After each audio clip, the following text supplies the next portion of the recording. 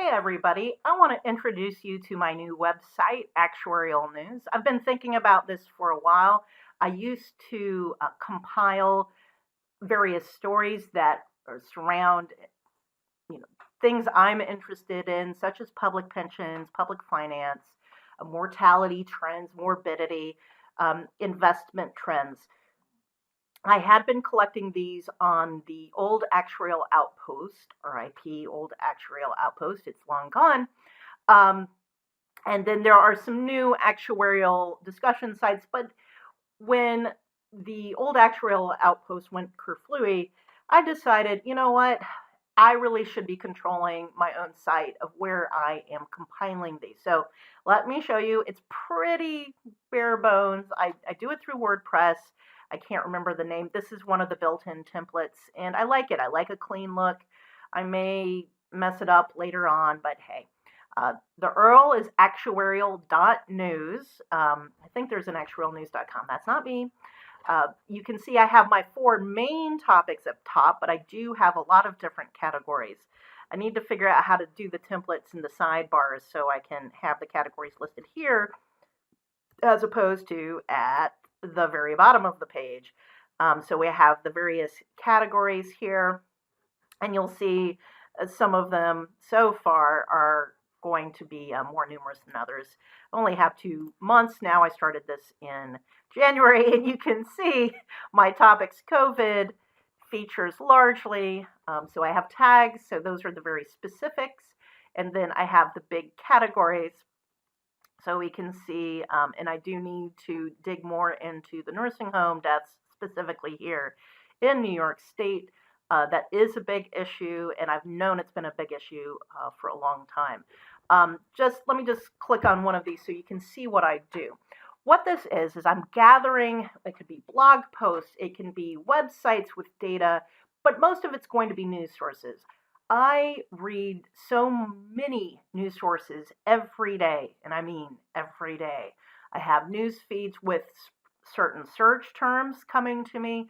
I am subscribed to various industry news sources, not just Wall Street Journal, obviously Wall Street Journal, but stuff like Think Advisor and AICIO, which are involved in life insurance and annuities and the whole industry there, and then institutional investing for AICIO.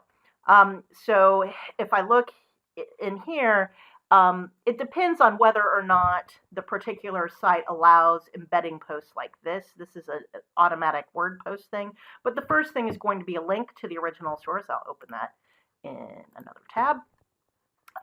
Sometimes there's a graph or a little screenshot I'll put in, and then an excerpt, usually just a couple paragraphs, who the authors are, when it was published, and where it was published, even though I have links. Because what I have found over the years, and I'm planning to hold on to this for the long term, this is external memory for me, is that a lot of things go away. So a lot of these are enough information, and then of course there's tags and categories. It's enough information for me when I come back. This is like a curated lump of information for myself. And just because I link to something, so in the case of the Empire Center, yeah, there's going to be a lot of think tanks with particular points of view that are going to show up here, but doesn't mean I necessarily agree with them on whatever it happens to be. So don't assume that.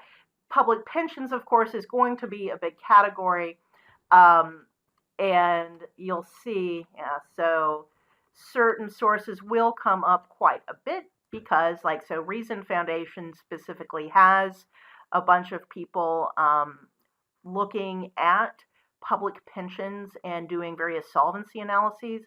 By the way, Reason Foundation, this is what happens when I dump a link to you in WordPress. It has this crap down here. I don't particularly mind it, but it doesn't look great.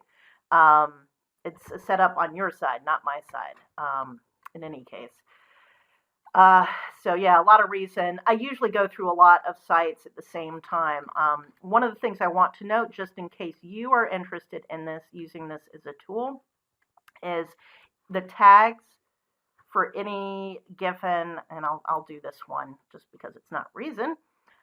For the tags, the author, so Garrett Weimer is the author of this particular one. Um, some other items, and also, so you see WKYT, so the author and the publication site is going to show up in the tags in case there's a particular author or site you're interested in following for these. So I've just started it. I only have like 160 posts so far.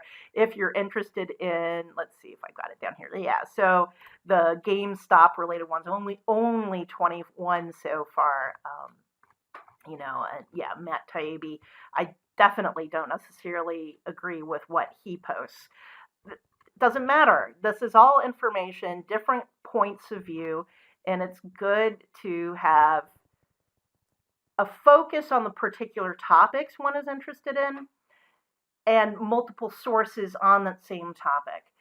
If I do a simple Google search or DuckDuckGo or Bing or whatever, when I'm writing something, I may miss because there are recency biases, and one often gets the same story over and over again. Especially Reuters or AP, Associated Press sources, you'll see it show up in multiple places, and I really only need the one.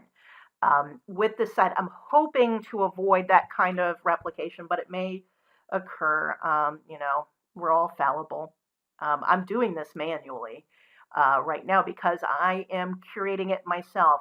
This is not everything that shows up in my news watches. I'm picking stuff up from Twitter and Facebook and all sorts of places. I like casting a broad net as part of my research, and then you find the stuff that is useful and then blog about it. So you can use my external memory along with me or not. Just want to make people aware that this is there. There's no commentary from me. And this was another issue. Once that old Actuarial outpost went away, I had been doing the compilations on my own blog, and I would rather spin my blog on what I have to say and not just do a bunch of bullet point lists because it doesn't even prioritize between the sources.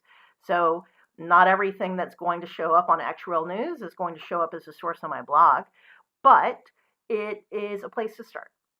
So you can basically read over my shoulder if you read Actuarial News. So hope to see y'all around.